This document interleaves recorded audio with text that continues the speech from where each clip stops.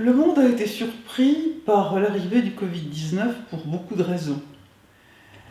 D'abord, il y a une alarme qui est effectivement donnée par les prévisionnistes, mais les alarmes sont tellement nombreuses, les anticipations sont tellement multiples qu'elles finalement désarment les politiques publiques. Je prends un exemple, le rapport de la CIA qu'on utilise souvent pour dire mais l'épidémie avait été prévue. Oui, mais elle est prévue au milieu d'une multitude de scénarios dont on réalise bien qu'effectivement beaucoup ne se réaliseront pas. Et dans ce domaine, le trop-plein des prévisions joue plutôt en défaveur de la prévision. Comme trop d'impôts tue l'impôt, trop de prévisions tue la prévision. Mais plus sérieusement, tout aussi sérieusement, dirais-je, il s'est installé dans le public à travers les épidémies que nous avons vécues.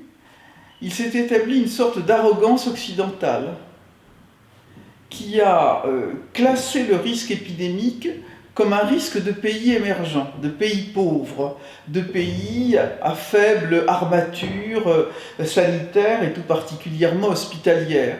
Il y avait quelques raisons de le croire, ou du moins de se laisser un peu intoxiquer quand on regarde les dernières épidémies, que ce soit l'épidémie du SRAS, l'épidémie de Ebola, l'épidémie du syndrome du Moyen-Orient, du Middle East plus exactement, le MERS.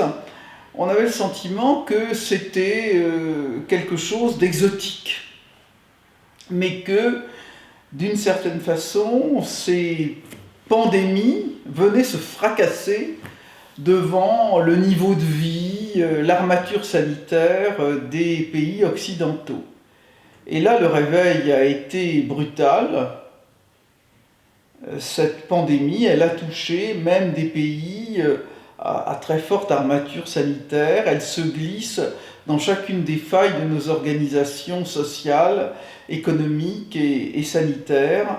Et ces deux faits expliquent sans doute la surprise du monde occidental en particulier sur ces pandémies, et cela continuera.